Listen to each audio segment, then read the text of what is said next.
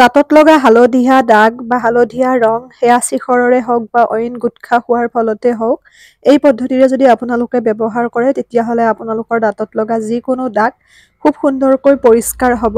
লগতে যদিহে আপোনালোকৰ দাঁত পোকে খোৱা সমস্যা হৈছে বা দাঁতৰ বিষ হৈছে পোকে খোৱাৰ ফলত, তেতিয়াও আপোনালোকে যথেষ্টখিনি উপকৃত হ'ব।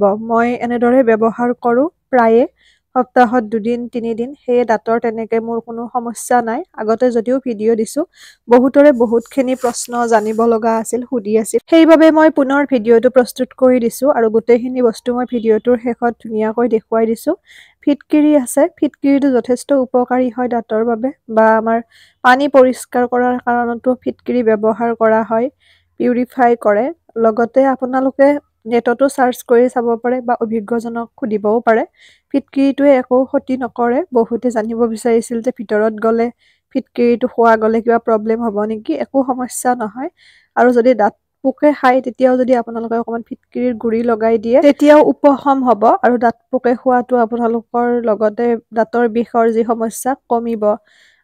মোক এজন আয়ুৰ্বেদিক ডক্তৰে এই পৰামৰ্শটো দিছিল।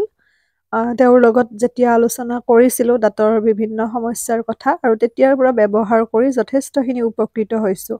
আৰু ঘৰতো দেউতাইও ব্যৱহাৰ কৰে। দাঁত যদি আপোনালোকৰ অকালতে লৰে, তেতিয়াও যদি আপোনালোকে ফিটকিৰিৰে দাঁত ঘঁহে, তেতিয়াহ'লেও আপোনালোকৰ দাঁতৰ গুৰি মজবুত হোৱাত সহায় কৰে।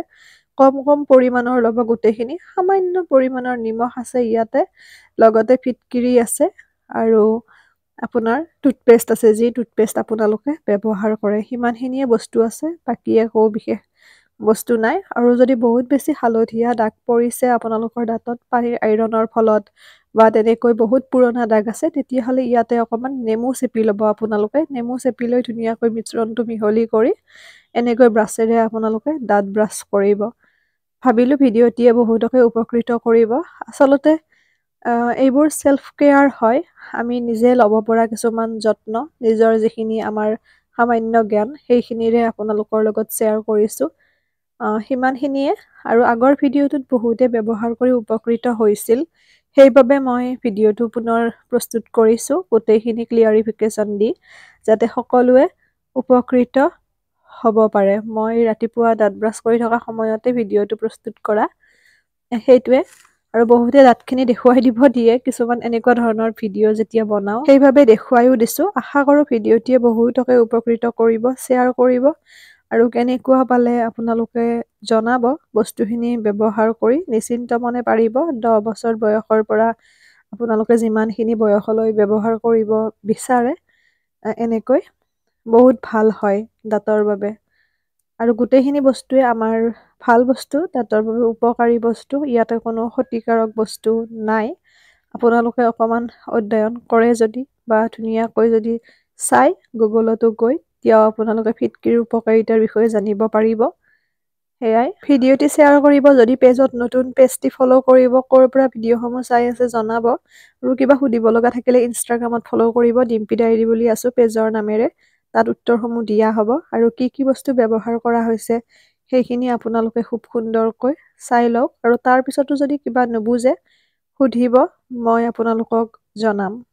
দাঁতত লগা বিভিন্ন দাগ সেয়া লাগিলে চিখৰৰ বা পানীৰ আইৰণৰ ফলত, লগতে দাঁত পোকে খোৱা, দাঁতৰ বিষ হোৱা, এই সকলোবোৰ সমস্যাৰ পৰা পৰিত্ৰাণ পাবলৈ ব্যৱহাৰ কৰা বস্তুখিনি আপোনালোকক মই দেখুৱাই দিবলৈ লৈছোঁ।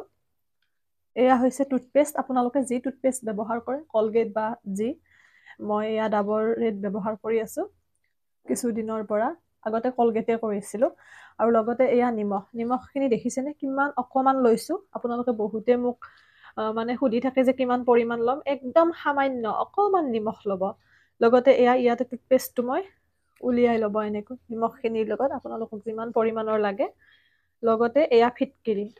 এই ফিটকিৰিটো বহুতে সোধে যে খাব পাৰিনে, ভিতৰত গ'লে কিবা প্ৰব্লেম হ'ব নেকি? একো কথা নাই। পানী আচলতে পৰিষ্কাৰ কৰাৰ বাবে এই ফিটকিৰি ব্যৱহাৰ কৰা হয়। ফিটকিৰিৰ উপকাৰিতা যথেষ্টখিনি আছে। আপোনালোকে গুগলত চাৰ্চ কৰিও চাব পাৰে। কোনো ধৰণৰ ক্ষতি নাই এই ফিটকিৰিৰ পৰা। এই ফিটকিৰিয়ে আচলতে দাঁতৰ বাবে যথেষ্টখিনি উপকাৰী হয়, বিশেষকৈ দাঁত পোকে খালে বা দাঁতৰ বিষ হ'লে, আৰু লগতে দাঁতৰ গুৰি মজবুত কৰাটো এই ফিটকিৰিয়ে যথেষ্টখিনি সহায় কৰে। কোনো ধৰণৰ ক্ষতি নাই এই বস্তুৰ পৰা। আপোনালোকে ৰেগুলাৰো ব্যৱহাৰ কৰিব পাৰে। 10 বছৰৰ পৰা ব্যৱহাৰ কৰিব পাৰিব। আৰু এয়া এনেকৈ আপোনালোকে ৰুকি ল'ব। কিমান পৰিমাণৰ ল'ম বহুতে সোধে, এনেকৈ আন্দাজ অনুসৰি অকণমান ল'ব আপোনালোকে, বহুত নহয়।